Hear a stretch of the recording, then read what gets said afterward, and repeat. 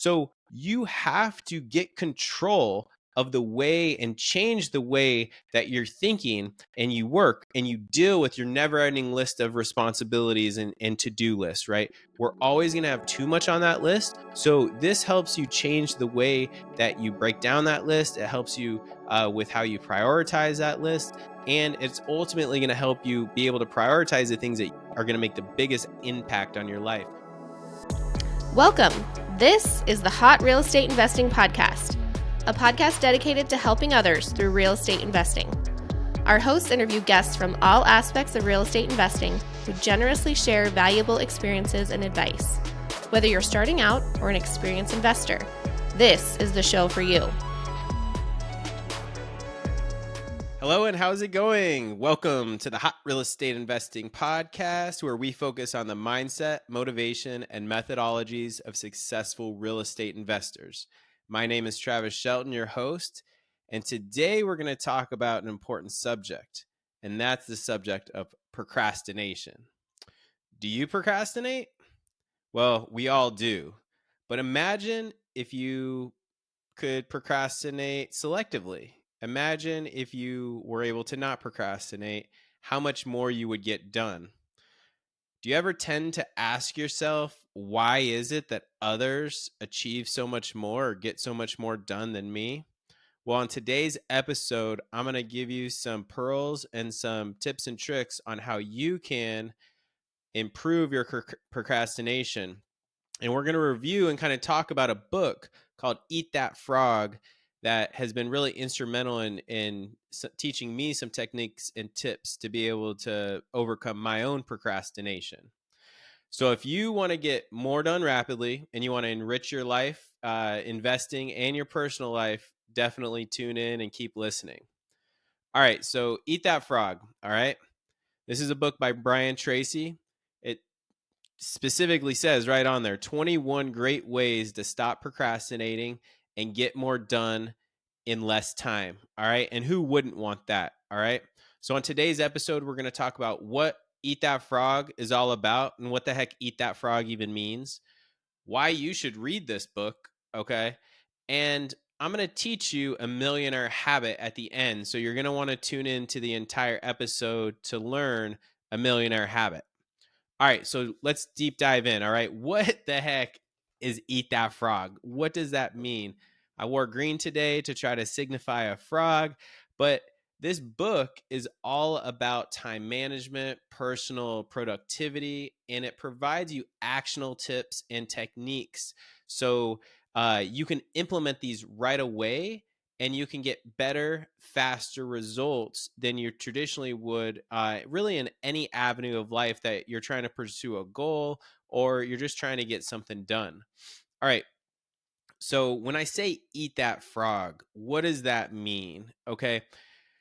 Your frog, all right, it's your biggest, it's your most important task. It's the one you're most likely to procrastinate about. You know, we're right about in that tax season and taxes are just one of those things. Even though I have a great CPA, I have a bookkeeper, I'm really proactively working on taxes all year round.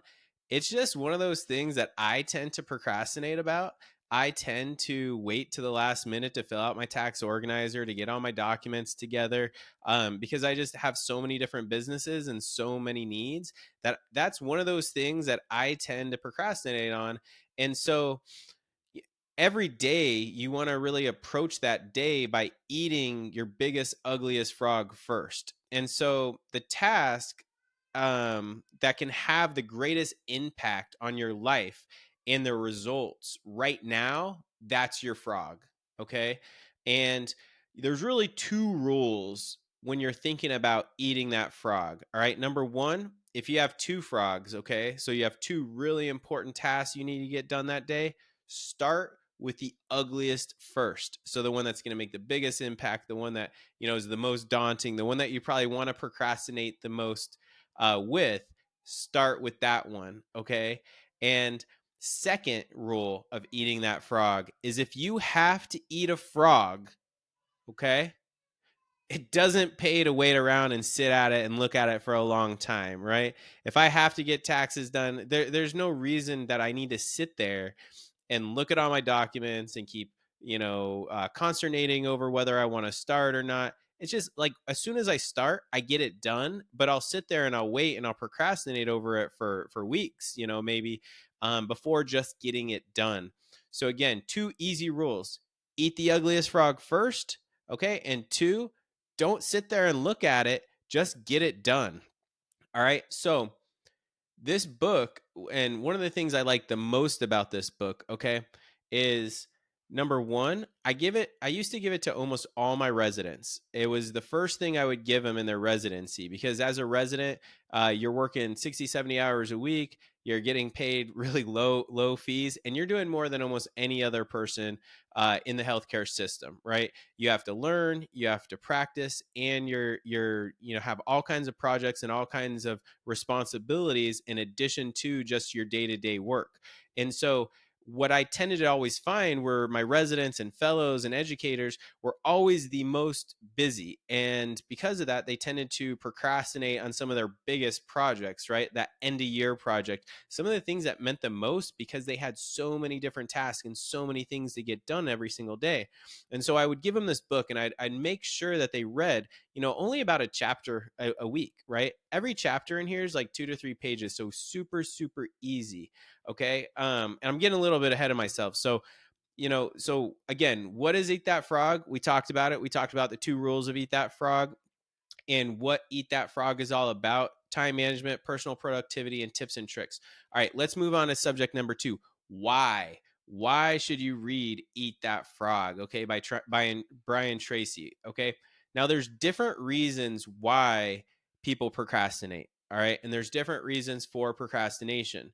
So not, one tip or one trick won't solve or help every single person, right? So you need diverse tactics. And that's one of the reasons why I like this book a lot. It provides 21 different ways to be able to start working towards and working through your procrastination.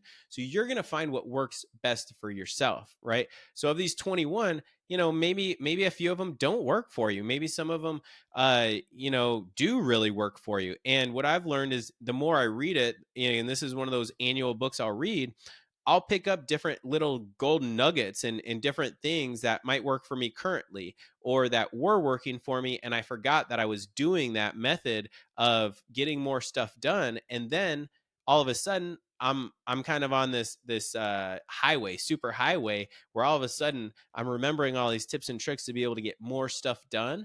And I see myself being able to progress and really excel at a lot of the tasks that I have in my day-to-day life. All right. So the other reason I like it is I really don't like to read that much. I don't mind listening to podcasts, but as far as reading, the it's pretty big. Words, the chapters are, only a couple pages. So it was really reasonable for myself and for others when I put it to a busy resident to be able to read 2 or 3 pages. It's going to take less than 5 minutes. The other thing I really like is I always like a book with that you can kind of go to the end and figure it all out. Well, this one has conclusion. Okay. And what's really nice is it has what's putting it all together, and it has all 21 of those tips and tricks just really summarized in about 2 to 3 pages.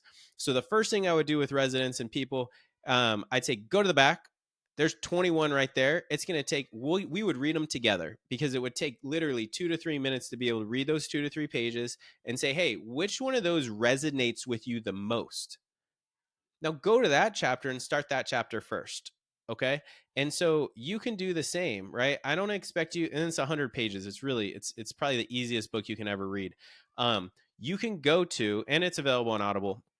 You just go to that back of the book. It's like page 100, putting it all together. You read those 21 different techniques and then say, which one of these, sounds interesting? Which one of these do I think would work for me? Go to that chapter, read it. Within 5 minutes, you're going to find some tips, techniques, and also actionable steps to be able to start getting more done in less time. All right. What else do I like about this book, right? It gives you the methods, it gives you the techniques, it gives you the strategies, okay, that you can use and you can implement. And this is in your real estate investing. This is also within just your personal life, right? We all have too much stuff to get done every single day. And the truth is that you're never going to have enough time to get everything done that you're going to want to get done. Okay.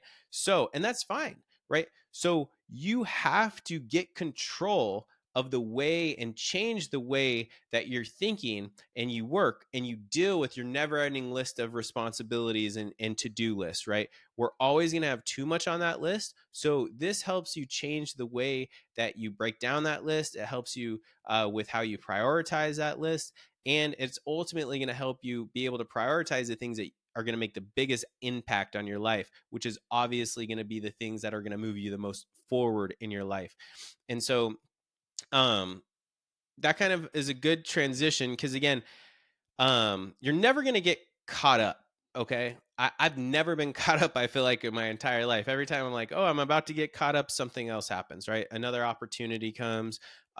Someone gets sick, you travel, and all of a sudden that laundry list just gets that much deeper, right? And so because you're never going to get caught up, I want you to understand that that is not a problem and that that's normal and that there's ways, like by reading this book, that you're going to be able to accelerate and get the things done that are most important.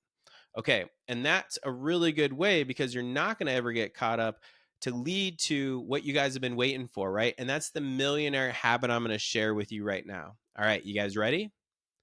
Say no more. I'm going to say it again. This is the millionaire habit you've been waiting for. Say no more. And there's a big reason why, okay? If you have to be selective in this life of what opportunities you pursue and what opportunities you don't, on what you focus on and what you don't focus on. What you don't focus on is just as important as what you focus on, okay?